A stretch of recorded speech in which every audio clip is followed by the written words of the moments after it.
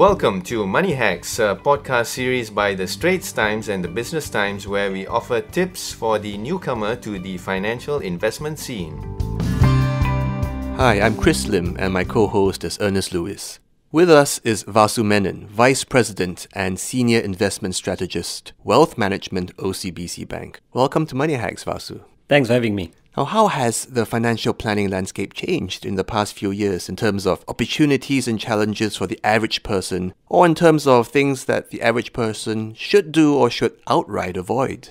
Well, I've been covering markets and the financial landscape for the last 30 years, so I've seen a lot of changes. One thing that has changed significantly is investment options products. Investors today have a lot more options. For example, funds, unit trusts. You have a whole slew of them investing in different products, multi-assets across geographies, which were not available maybe in the 1980s and 1990s and perhaps even the early part of 2000. You've got the real estate investment trusts now available. Singapore is one of the biggest real estate investment trust markets, in Asia.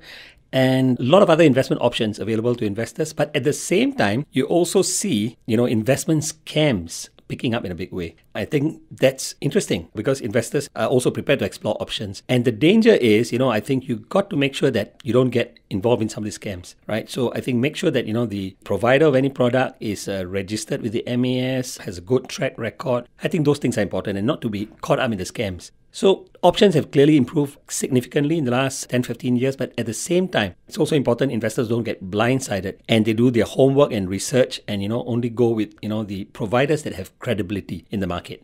Would you actually say that you have to do more research these days than you might have 10 years ago because of the pitfalls and because of the wider variety of options? Without a doubt, I think you have to do a lot more research. Research, nevertheless, is important, critical, is a staple when you invest in the markets. But I think with the variety of options, you need to do a lot more research. You need to understand these options. And the message I have is this: if you don't understand something, it doesn't make sense to you, walk away from it.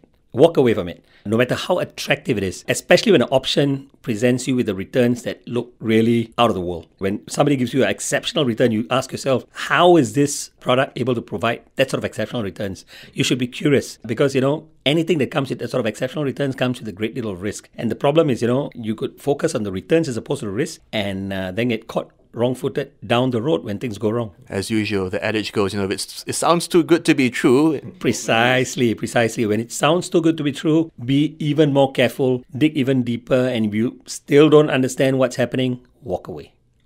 Now, in Money Hacks, we like to approach topics in terms of personas. So say I'm in my 40s and relatively comfortable, but wanting to ensure I have all my bases covered. Used to be that one of the basics was just get a checking account, savings account, shuffle money between the two. If I have something excess in terms of of short-term needs, dump into a fixed deposit, and I'm set.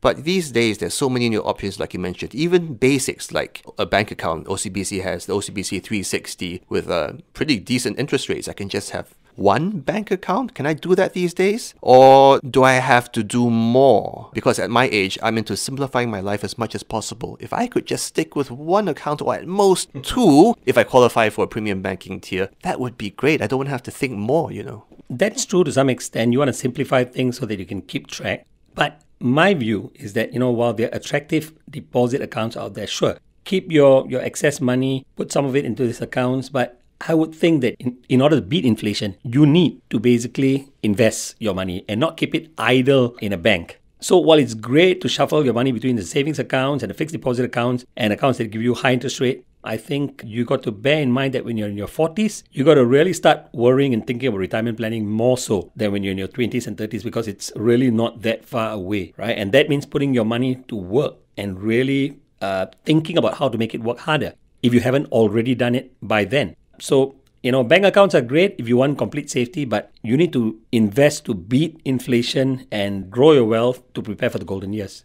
All right, Chris, so you're in your 40s, you better stop doing this podcast now and start diversifying, not simplifying. But anyway, let's say, Vasu, I'm in my late 20s now or early 30s. Got a mortgage, maybe I have a car, 2 kids in school. Not a lot of extra cash because everything goes into that, tuition, Montessori and all that. But how am I going to find money to put aside for retirement, or even start to figure out things like, university funds for the kids and all that later on? Well, I think you got to be brutally honest with yourself. There are no shortcuts. I wish I could give you a easy solution. I think step number one is keep a details of your income and expenses. Be as detailed as possible with your expenses. Have an idea of how much you're spending on the different items that you're spending every month, and look at that relative to your income. Now, if your expenses exceed your income, hey, you're in trouble. You need to cut back. So you need to ensure that, number one, your expenses do not exceed your income. And number two is you need to ensure that whatever you save makes up about roughly 10, 15, 20% of your income, right? So essentially, I think you need to get that right. And if you are spending beyond your means, cut back. Scale back, reduce your expectations, because remember, in the longer term, you need to have savings. That's your resource to grow your wealth for your later years. So you got to be brutally honest. If you cannot afford the Montessoris, you cannot afford a car, you cannot afford to live in a plush condominium, then don't kid yourself, be realistic, be brutally honest, and look at your expenses and income and scale back where you can so that you have enough savings to grow your wealth for your later years. That's so important.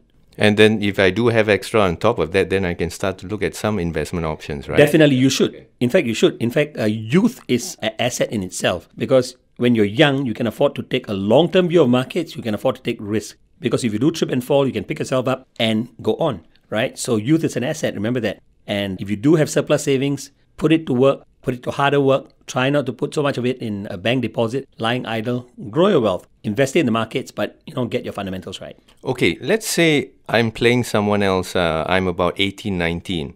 These days, a lot more information out there on the internet, can do research. What should I be thinking? I don't exactly have a lot of money, but I would like to think ahead of time so that when I enter the workforce, I don't scramble around and start being bogged down by the pressures of life. Precisely. Yeah. So I think 18, 19 is when you're at the cusp of your adulthood, right? And that's when you need to get your basics right. I think you shouldn't be in a hurry to invest in the markets per se. You should get your foundations and fundamentals right. So that means attend courses, get up to speed with understanding economies, markets, investment options, do simulations. In other words, pretend as if you're investing in the markets and see how you perform on paper.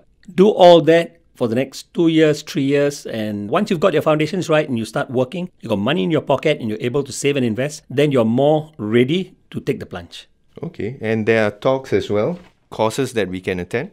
Of course, definitely. For example, the Security Investor Association of Singapore, they conduct courses. There are also other independent providers. So you need to attend these courses, and maybe even when you're pursuing your degree, take up something that helps you to understand the markets better, if that's something that interests you. But you need to get your fundamentals right. That's more important than just purely investing in the markets, because if you don't have solid fundamentals, you'll get things wrong and you'll keep tripping and falling for the rest of your life, and that's no fun. Give yourself the tools to start on the right foot. Precisely. Give yourself the tools. Thanks, Vasu, for being on the show.